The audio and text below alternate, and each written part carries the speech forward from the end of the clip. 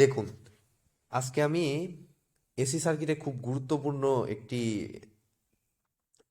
Problem আমি solve করার চেষ্টা করব। অর্থাৎ আপনারা এসি সার্কিটে দেখবেন যে বিভিন্ন আননোন ইকুয়েশন সলভ করতে গিয়ে বেশ ঝামেলায় পড়ে যান।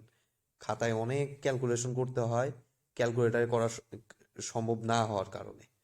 তো এটা অনেক লেন্দি প্রসেস হওয়ার কারণে আমি ভাবলাম যে এটার উপর একটা ভিডিও করি, যাতে আপনারা সহজেই কোনো আম, মানে আননোন ইকুয়েশন সলভ করা এসি সার্কিটের জন্য কোনো প্রবলেম না হয়। জাস্ট 2-3টা লাইনের মাধ্যমে আপনারা আননোন ইকুয়েশনগুলো সলভ করতে পারেন। ঠিক আছে, তো ভিডিওটি অবশ্যই সম্পূর্ণ দেখবেন। যদি প্রসেসটা না জানা থাকে অবশ্যই সম্পূর্ণ দেখবেন। ছেড়ে ছেড়ে দেখলে অবশ্যই ভিডিওটি আপনারা বুঝতে সক্ষম হবেন না। তো ক্যালকুলেটার ফার্স্টে বুঝে নেব যে কেন আমরা সলভ করতে পারি না। ক্যালকুলেটার সলভ না করতে পারার কারণটা হচ্ছে ক্যালকুলেটার কমপ্লেক্স এবং ইকুয়েশন দুই মোডে একসাথে কাজ করতে পারে না। এসি এসি সার্কিটে দেখা যায় যে যে ইকুয়েশনগুলো থাকে সেগুলোতে ইমাজিনারি নাম্বার থাকার কারণে ইকুয়েশন মোডে যখন আপনি বসান সেটা আর ক্যালকুলেটর নিতে পারে না, যে কোনো এক মোডে কাজ করে। তো এই জন্য আমরা মেইনলি ম্যাটল্যাবের সাহায্য নেব। ঠিক আছে, তো ম্যাটল্যাবটি আমি পিসি থেকে আমি দেখাচ্ছি না, আমি মোবাইল থেকে আমি দেখাচ্ছি। অর্থাৎ মোবাইল থেকে আপনারা প্লে স্টোর থেকে ম্যাটল্যাব লিখে সার্চ করলেই অ্যাপটি পেয়ে যাবেন। সেখান থেকে সম্ভবত একটি অ্যাকাউন্ট করতে বলে, সেই অ্যাকাউন্টটি আপনারা করে নেবেন আর তারপরে সরাসরি ম্যাটল্যাবে চলে যাবেন। তো আমার ম্যাটল্যাব নামানোই আছে, আমি ম্যাটল্যাবে সরাসরি যাচ্ছি। দেখুন, আমার ম্যাটল্যাবের ইন্টারফেসে আমি চলে আসলাম এখান থেকে। ঠিক আছে, তো এরপরে আমি দেখুন আমার যে ইকুয়েশনটি আননোন ইকুয়েশনটি সলভ করব সেটি দেখুন ভিডিওর নিচেই আমি এখানে স্ক্রলে রেখে দিয়েছি। এই ইকুয়েশনটি আমি সলভ করব। অর্থাৎ আমাদের এর জন্য যে কাজটা করতে হবে, দেখুন ইকুয়েশনটার বাম সাইডে এক্স ওয়াই এগুলি আছে আর ডান সাইডে কনস্ট্যান্টগুলি আছে। তো বাম সাইডের এক্স ওয়াই এর যে কোএফিসিয়েন্টগুলো আছে এগুলা দিয়ে আমি একটা ম্যাট্রিক্স তৈরি করব। ঠিক আছে, তো এখানে আমরা দেখতে পাচ্ছি দুইটা রো দুইটা কলাম, অর্থাৎ দুইটা রো আর দুইটা কলামের একটা ম্যাট্রিক্স তৈরি করব। তো সেটার জন্য আমি একটা ম্যাট্রিক্স ধরে নিচ্ছি। তো এখানে কত আছে আমি হুবহু ওইভাবেই লেখার চেষ্টা করব। তো ম্যাট্রিক্স শুরু করতে হইলে আমাদের থার্ড ব্র্যাকেট দিতে হবে।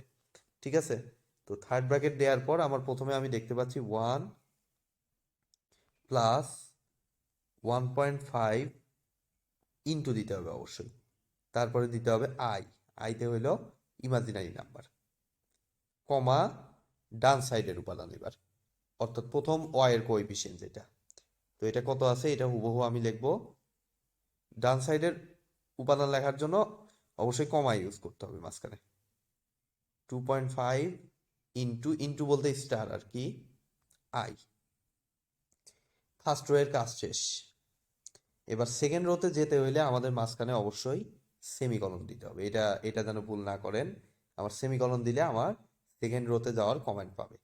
ঠিক আছে, তো সেকেন্ড রোতে আমাদের এক্স এর সহগ হচ্ছে 11, কমা ওয়াই এর সহগ কত 15। হুবহু আমি এটাই লিখলাম, লিখে জাস্ট ব্র্যাকেটটা ক্লোজ করে একটা এন্টার চাপবো, অর্থাৎ এই যে এই অ্যারো সাইন যেটা, ঠিক আছে, একদম নিচে ডান সাইডে অ্যারো সাইনটাতে ক্লিক করলেই দেখুন আমাদের এ ম্যাট্রিক্সটা আসার কথা। এখানে একটু সময় নিতে পারে, সরি, কোনো একটা জায়গায় আমাদের মিস্টেক হয়েছে। আচ্ছা যাই হোক, আমি আরেকবার লিখে নিচ্ছি, আমি দুঃখিত মিস্টেকটার জন্য। কত আছে 1 প্লাস, আমি আরেকবার হুবহু লিখে নিচ্ছি এটা যা বললাম, 1.5 into I, comma 2.5 into I, semicolon 11, কমা 15।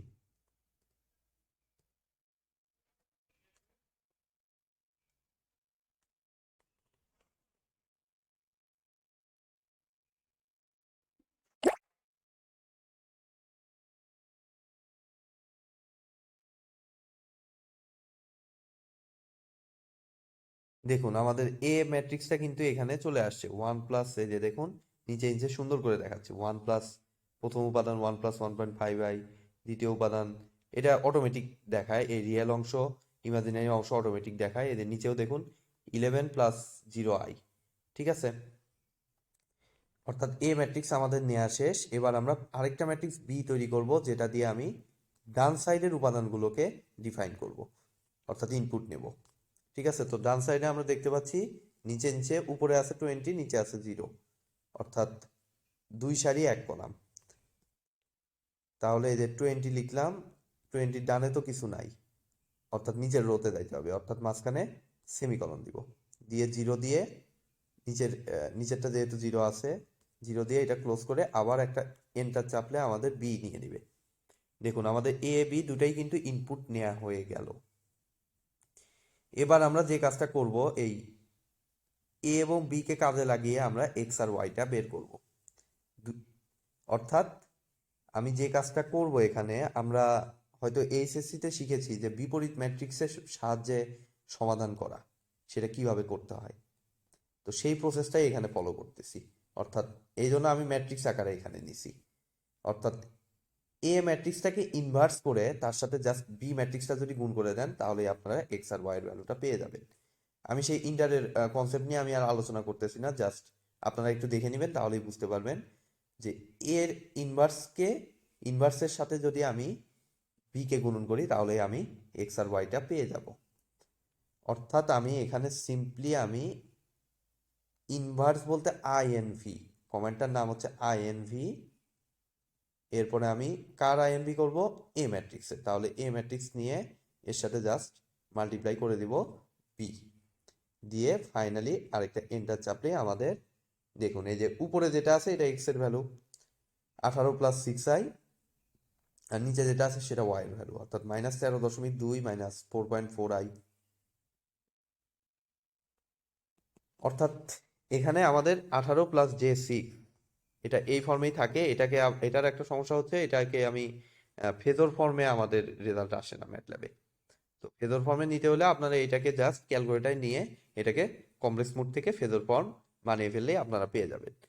আমাদের কিন্তু খাতায় করতে গেলে অনেক ক্যালকুলেশন করতে হতো, আর এখানে জাস্ট 3 লাইনে কমান্ডেই কাজ হচ্ছে, এবং সেটা জাস্ট 2টা আননোনের জন্য না, আমি 2টা আননোনের জন্য দেখাইছি, বাট এটা যত খুশি আননোন আপনি সলভ করতে পারবেন, 2টা 3টা 4টা যত খুশি আননোন আপনি সলভ করতে পারবেন, কোনো অসুবিধাই হবে না, অসুবিধা ছাড়া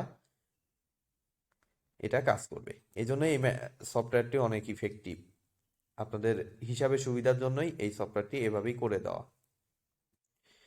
তো আপনারা অবশ্যই খাতা কলমে দেখে ভেরিফাই করে নেবেন যে রেজাল্টটা মিলছে কিনা।